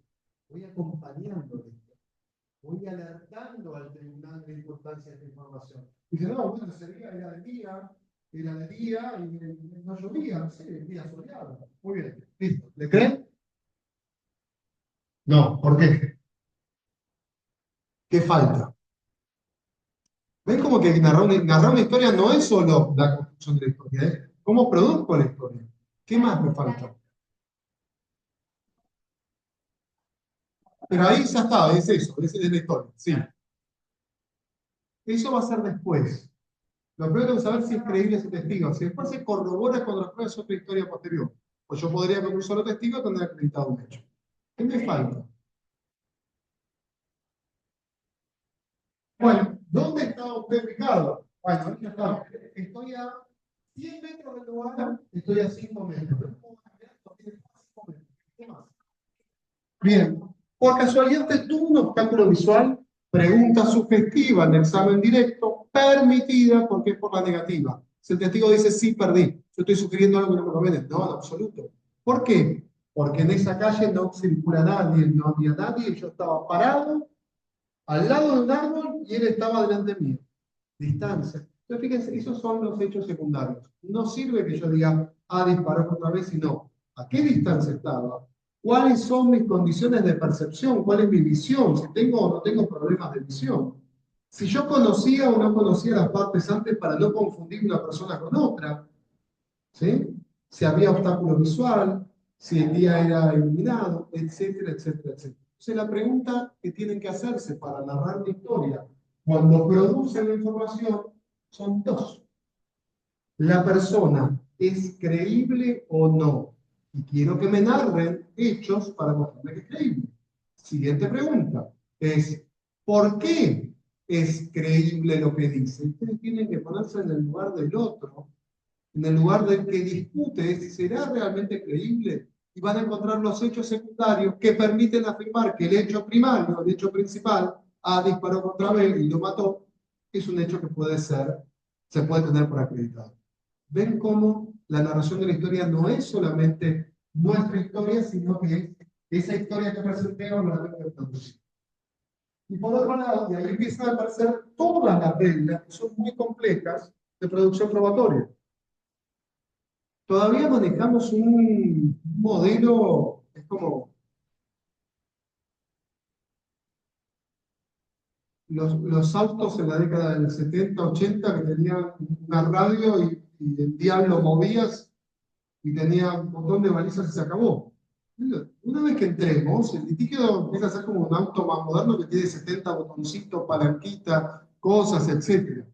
Hay 25 modelos de objeciones posibles, preguntas.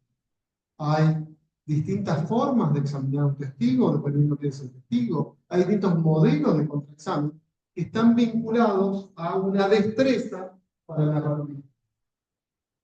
Y el último punto que quiero marcarles es lo que es la justificación. ¿Cómo justifico mi historia? Y ese era el gato de clausura. La narración de la historia la tengo que justificar. ¿Ustedes creen que un tribunal le va a interesar, profesional o por jurado, que yo justifique? Mire, en primer lugar, está acreditado que Gonzalo, volvemos al caso que vimos acá, Gonzalo estaba ese día con Andrés en el salón de audiencia y daba clase. El juez está mirando para cualquier lado, no se aburrió, lo aburrieron, no es que el juez se aburrió, lo aburrieron, háganse cargo, porque están hablando de hechos que no estaban en contradicción. En ese sentido, declararon todos que lo vieron dar la clase, Y sigue, entonces después dice, y Gonzalo tenía línea telefónica, se aburrieron otra vez y no está en discusión. Lo que quieren es que le expliquen por qué Gonzalo no sabía que ese celular no era de él. Y para eso tienen que trabajar también con la narración de la historia. La línea argumental no se construye de cualquier manera. La línea argumental se construye de los argumentos más sólidos a los argumentos más débiles.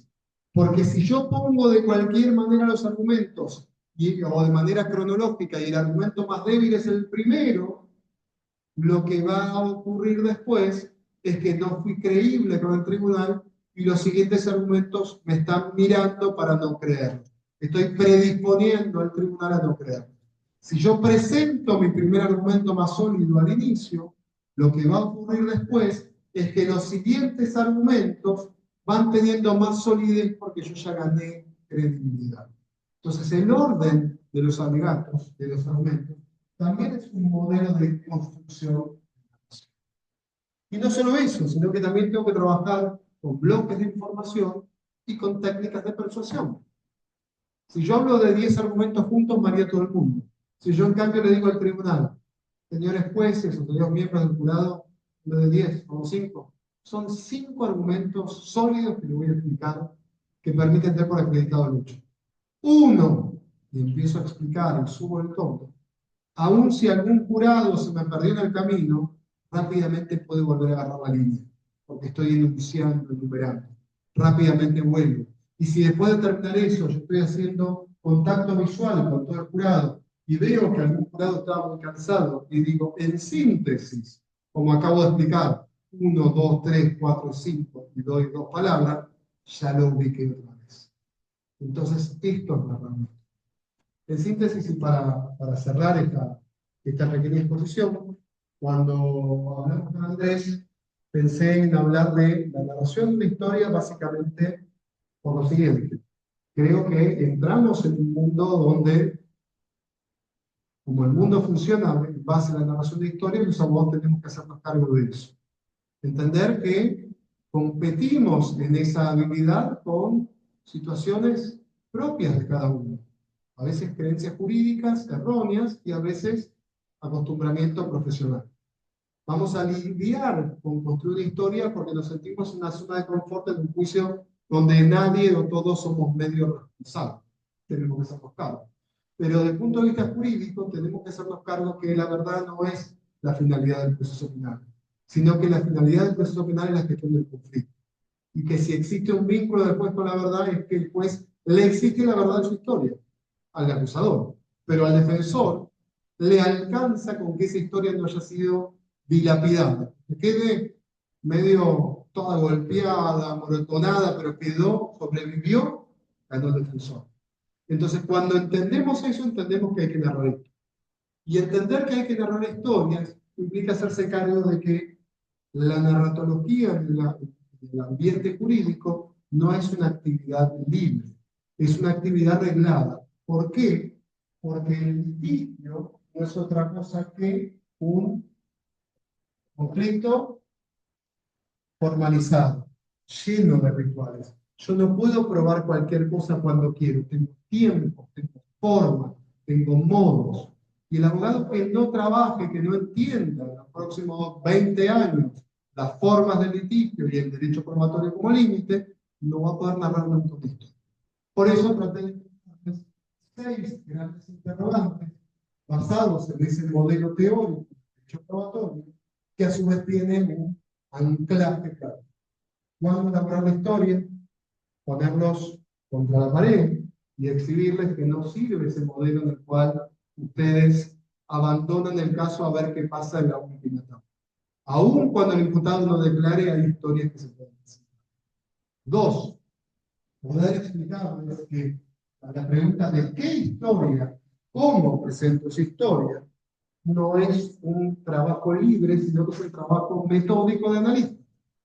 Y un analista lo primero que tiene que hacer con el modelo de teoría del caso es definir cuál es la categoría jurídica donde se va a suscitar el conflicto, donde se va a suscitar el litigio, y una vez individualizado, trabajar en 4 o 5 grandes ideas. Uno, el estado maestro de hechos, solo sobre lo que estamos discutiendo, esa categoría jurídica. Eso nos va a potenciar la habilidad de encontrar hechos. Porque no tienen que leer un expediente, tienen que encontrar hechos fuera del expediente. Dos, poder en ese listado maestro dividirlo en ejes temáticos o en escenas cronológicas para poder tener mejor visión. Tres, encontrar esos hechos irrefutables que me tengo que hacer cargo porque provienen de prueba tangible. Cuatro, poder encontrar cuáles son los hechos más favorables y la escena más favorable para que cada vez que siente un testigo a narrar la historia, trate de hablar la mayor cantidad de hechos vinculados a esos hechos y a esa escena. Y el siguiente punto, lo que sería el quinto, está vinculado a encontrar los puntos de inclinación del caso, que es ese bloque de información que destraba finalmente el caso para ganar o perder. Una vez que entendimos el bloque teórico, cada uno de estos bloques, fíjense, que es un taller práctico. Más que un taller, es un curso sobre una práctica. Toca la siguiente pregunta, que es cuando lo presento, y intenté mostrarles que esa historia no se discute antes que el alegato particular. Ahí es donde la voy a presentar, y ahí es donde en 2 minutos, 3 minutos elijo las palabras vinculadas a los hechos más favorables. Siguiente punto. Cuarto, ¿cuándo la defiendo? Si yo no voy a hacer una defensa en la audiencia preparatoria de juicio, posiblemente la historia que quería acreditar yo no la pueda acreditar y me encuentro en un escenario sumamente pantanoso, donde el caso no lo voy a poder defender. Yo voy a una audiencia preparatoria de juicio a obtener algo, y eso es lo que tengo que estar preparado para defenderlo con derecho probatorio, y demostré desde el bloque teórico el problema que tenemos entre una normativa que viene con un trasfondo muy europeo continental y un bloque constitucional que viene con un bloque muy anglosajón, y cómo estamos traspasando de un modelo europeo continental a una justicia república. Siguiente punto, el quinto, cómo la produzco, y vimos que la narración de la historia no es una narración libre cuando el testigo declara socialmente lo que le parece, sino que está guiada exclusivamente por dos grandes. ¿Por qué es creíble esa fuente de información? Y por qué ese hecho que me presenta el juez lo va a tener por acreditar. Y vimos la importancia de los principales y secundarios. Por último, cómo justifico esa historia, y vemos que la construcción de los alegatos de clausura también es una forma de narrar una historia. Les dejo todo esto en sus cabezas, para que lo piensen, para que lo elaboren, para que lo desarrollen y puedan potenciar. ¿Sí? De mi lado, hasta acá termino y quedamos si hay preguntas. ¿Sí?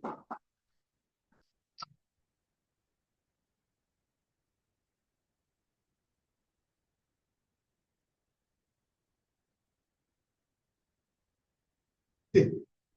Me interesaría, digo,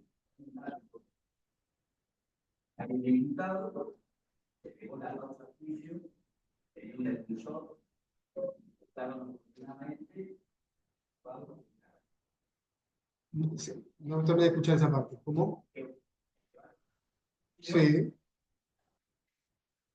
sí, sí, sí.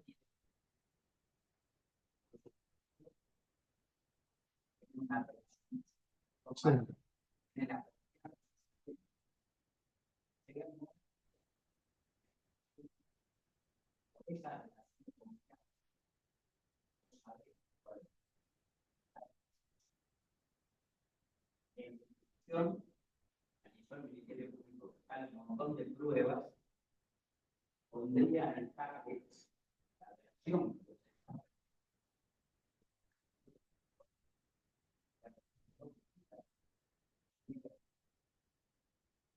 Saber, tenés muy normal, muy profundo, muy bien, muy alto. Y que si tú has asistido, además, llegar a un momento, una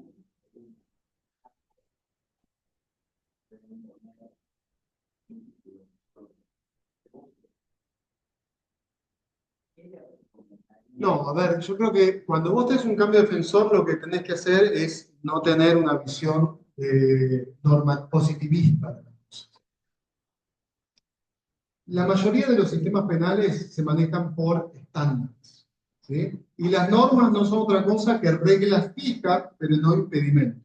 Si yo soy defensor y veo que hubo un error en la discusión probatoria previa, lo que pido es una ampliación de prueba para poder desarrollarla. Y si el legislador, el juez me dice, siento, ya sacó esa etapa, le digo, mire, yo soy un defensor nuevo, esto puede generar un estado de indefensión, hay testigos o hay tal prueba, tal otra que va a generar otro cuadro. Si usted le pido la reconsideración y si no, dejo reserva de recurrir a otra instancia.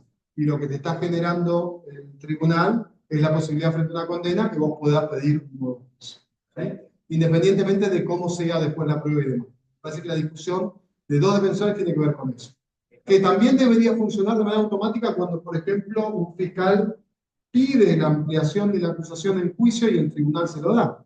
Si un tribunal le va a dar la ampliación de la acusación, lo primero que va a preguntar es, yo no puedo generar un estado de indefensión. Sobre esa prueba, sobre esa acusación nueva o una prueba nueva.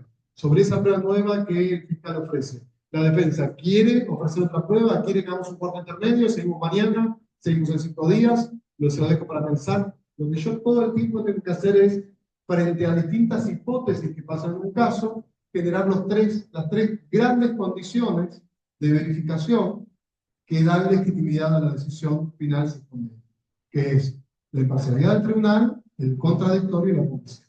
Y si piensan solo en el contradictorio, van a ver que solo sobre ese principio tienen todo el tiempo respuestas distintas, que no van a estar en los códigos.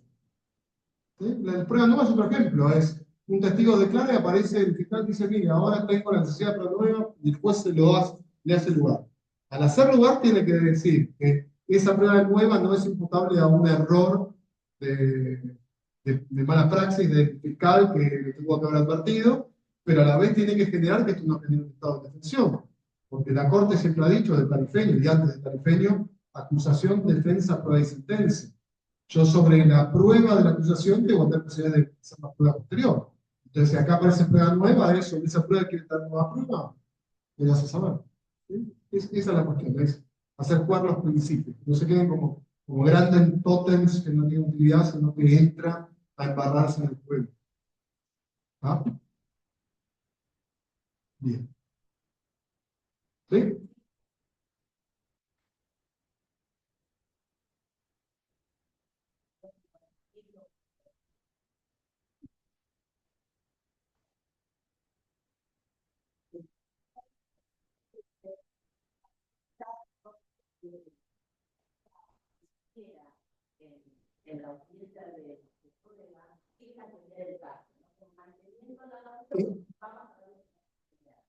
Sí.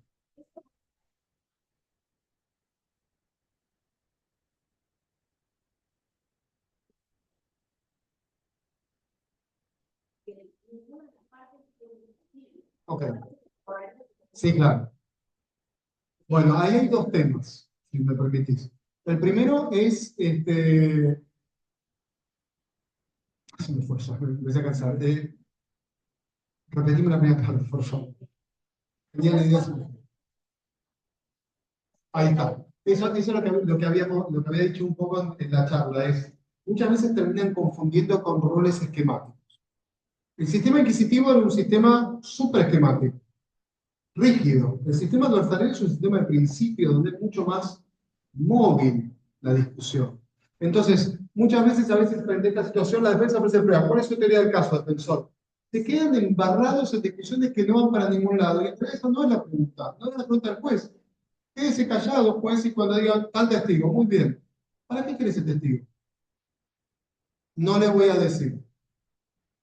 No me va a decir, yo no, mire, señor defensor, yo no voy a poder analizar relevancia. Si yo no analizo relevancia, no va a poder haber, bien, entonces no admite, o sí, es para probar esto. O pudiera pasar que al final los testigos eran 3, y le pregunta al fiscal, no, no tengo ningún problema.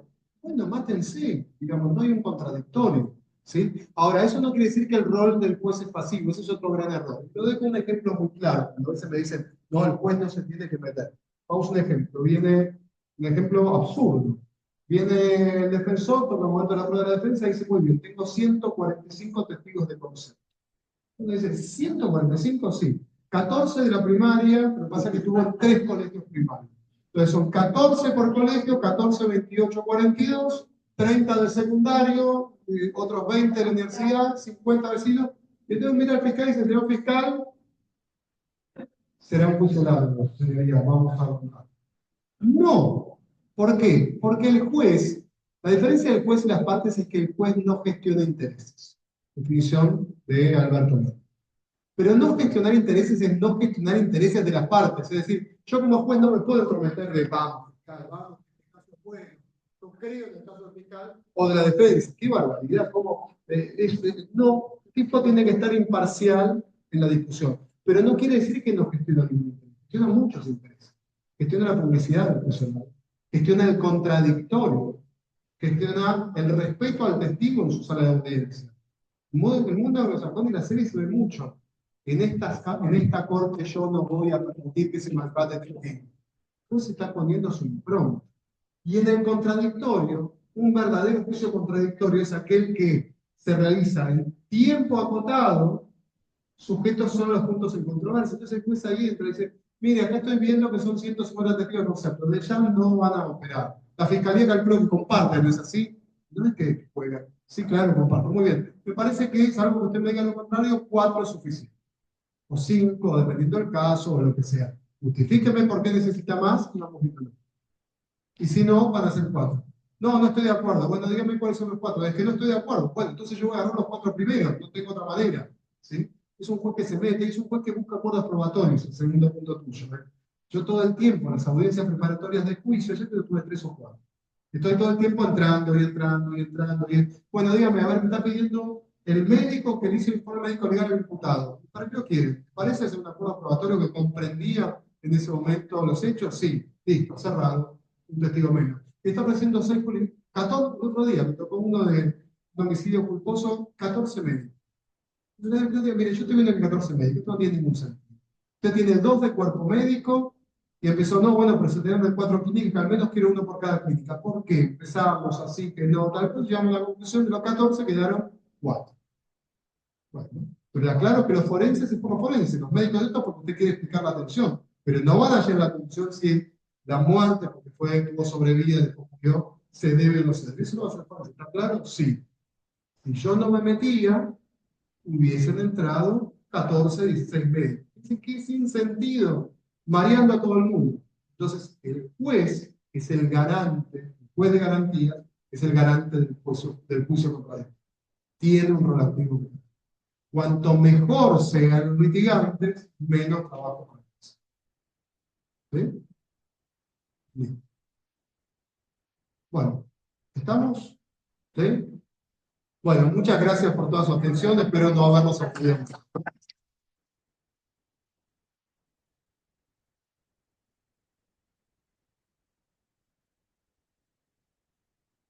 ¿Sí?